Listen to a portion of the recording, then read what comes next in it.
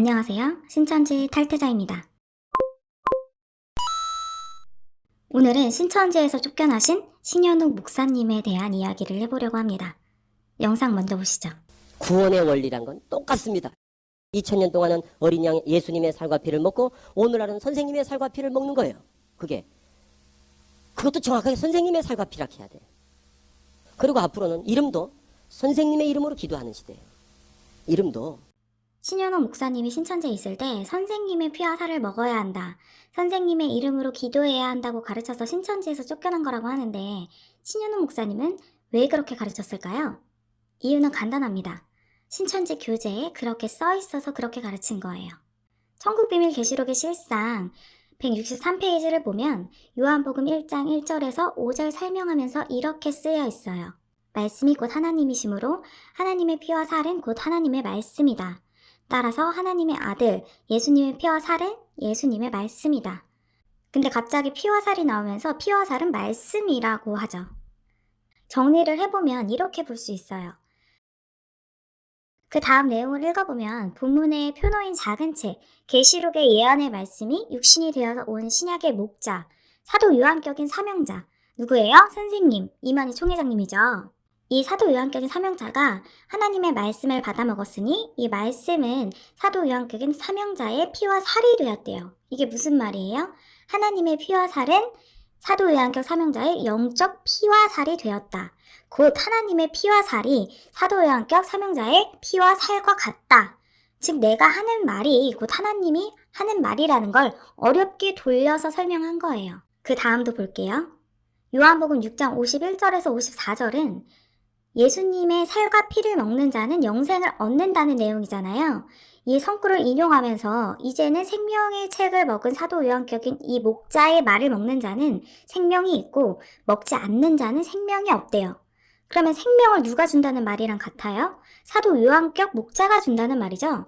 참조하라고 써놓은 요한복음 1장 1절에서 5절을 보면 말씀은 곧 하나님이고 그 안에 생명이 있으며 이 생명은 사람들의 빛이라고 하는데 이제 이 생명이 사도 요한격인 목자에게 있다고 하는 거예요. 근데 보니까 생명이 뭐예요? 말씀이고 하나님인 거예요. 하나님의 말씀을 대언해주는 내 말을 들어야 생명이 있다. 그냥 말만 사도 요한격 목자지 나는 하나님이다. 이렇게 하는 거나 마찬가지인 거죠. 결론은 목자의 말을 먹는 자가 생명이 있다고 하는 거 보면 사도 요한격 사명자의 피와 살을 먹으라는 것과 마찬가지인 거죠. 이렇게 간접적으로 표현해 놓은 겁니다.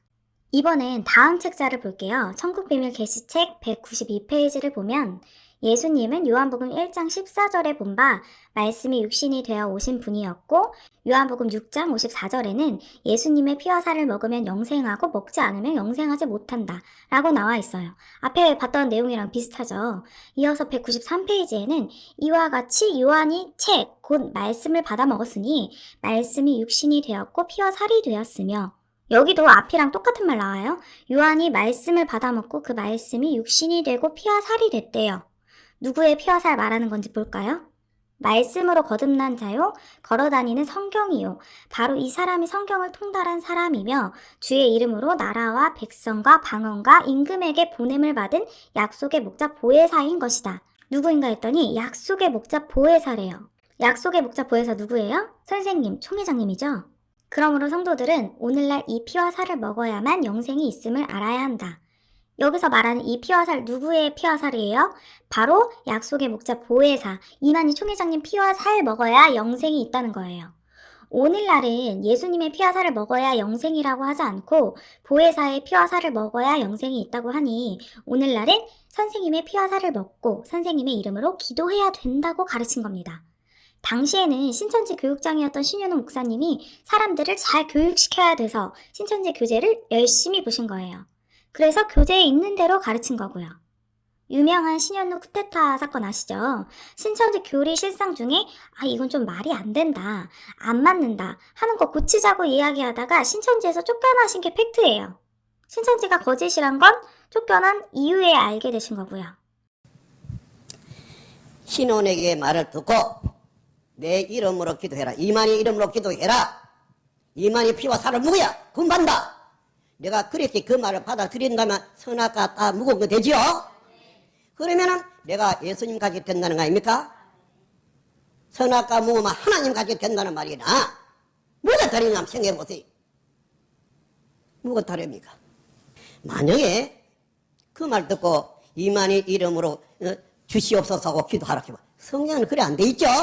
신윤호 목사님은 신천지 책자에 있는 내용을 가르친 건데 책을 집필한 본인과는 전혀 상관없는 이야기인 것처럼 말을 하네요. 책자 머리말에는 사람의 생각으로 연구한 것이 아니요 또 사람에게서 배운 것도 받은 것도 아니며 기록한 선지자들 같이 필자도 오직 살아계신 주님의 성령과 천사들로부터 보고 듣고 지시에 따라 증거한 것이므로 이 증거는 참이며 진실이다 라고 기록해놓고 문제 생기면 다 다른 사람이 잘못한 거라고 내 잘못은 없다 하면서 다 조작이고 음해, 미혹이다 라고 하는 경우가 다반사인데 본인이 쓰신 신천지 책자에 어떤 내용이 있는지 잘 모르시는 것 같아요.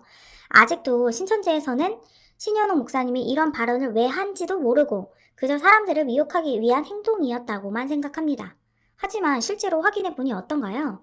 이 외에도 내가 그동안 신천지와 관련해 알고 믿어왔던 것들이 사실인지 아닌지 꼭 스스로 확인해 보셨으면 좋겠습니다. 오늘도 시청해주셔서 감사합니다.